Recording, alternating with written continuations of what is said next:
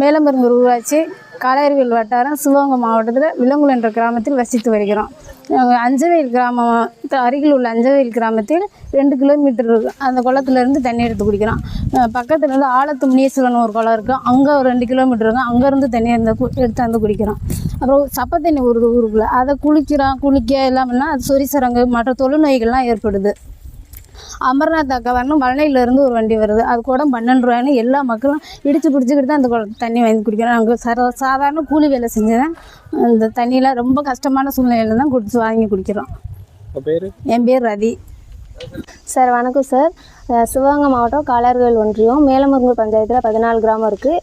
அதில் ஒரு கிராமம் விலங்குளம். அந்த விலங்குளத்துலேருந்து தான் நான் பேசுகிறேன். என்னோடய பேர் வந்து கௌசல்யாமூர்த்தி. இங்கே வந்து அடிப்படை வசதி தண்ணி தான். தண்ணியே எங்கள் ஊரில் இல்லை சார். 5 வருஷமாக நான் கல்யாணம் ஆகிட்டு வந்து 5 வருஷம் ஆச்சு. 5 வருஷமாக தண்ணியே இல்லை. சரி பிரசிடெண்ட்டு கூடலாம் கேட்டாலும் அவங்க ரெடி பண்ணி தரோம் அப்படின்னு சொல்கிறாங்க தவிர அதுக்கப்புறம் அந்த ஸ்டெப்பை எடுக்க மாட்டுறாங்க.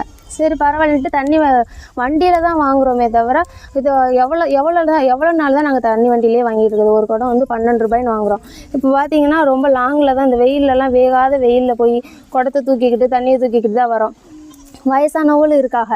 தள்ளு வண்டியை வச்சு இந்த பக்கத்து ஊர் நெல்லெல்லாம் போய் தண்ணி அள்ளிட்டு வராங்க. வண்டி வர சொன்னாங்கன்னா ஒரு நேரம் வராங்க, ஒரு நேரம் வரமாட்டுறாங்க. அப்போ அந்த வண்டி வர்ற நேரம் நாங்கள் போய் தண்ணி பிடிச்சாதான்.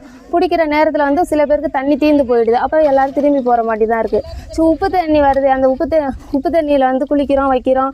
பிள்ளைங்களுக்கு இன்ஃபெக்ஷன் ஆகுது. தொழுநோய்னா வருது. ஹாஸ்பிட்டல் ஓயாமல் தூக்கிட்டு அலைய முடியல. அந்த உப்பு தண்ணி குடிக்கிறதுனால சின்ன பிள்ளைங்களுக்கெல்லாம் சளி கோல்டு இந்த மாதிரி பிடிச்சிருது. ரொம்ப சிரமமாக இருக்குண்ணே. எங்களால் முடியலை. நாங்களே எவ்வளோ நாளைக்கு தான் பொறுமையாகவே இருக்கிறது. இந்த ஊர்லேருந்து ஒரு 10 குடும்பம் வந்து சிட்டாகி டவுன் ஆடி போயிட்டாங்க. எங்களுக்கு போக வழி இல்லை. நாங்கள் இந்த விவசாயத்தை பார்த்துட்டு இங்கே தான் இருக்கோம். கூலி வேலை தான், அன்றாட கூலி வேலை தான் நாங்கள் பார்த்து பிழைக்கிறோம். நாங்கள் எங்கள் பிள்ளைகளுங்களுக்குள்ளே இப்போ எங்கள் ஊரில் எந்த ஒரு அடிப்படை வசதியுமே கிடையாது. பக்கத்து ஊரில் தான் நாங்கள் ஸ்கூல் சேர்க்குறது எல்லாமே. எங்கள் கம்மாயில் ஒரு கிணறு இருக்குது. அந்த கிணத்துல தான் தண்ணி இறைச்சி நாங்கள் புழங்குறதுக்கு வச்சுக்குவோம். அது வந்து தாமிர குளமாக இருக்கவும் அது மூலமாகவும் பிள்ளைங்களுக்கு வந்து நிறைய இன்ஃபெக்ஷன் ஆகுது. சரி இது எங்களுக்கு வந்து ஒரு நல்ல வழி இவ்வளோ நாள் பொறுமையாக இருந்துட்டோம். இதுக்கு மேலே எங்களால் இருக்க முடியல.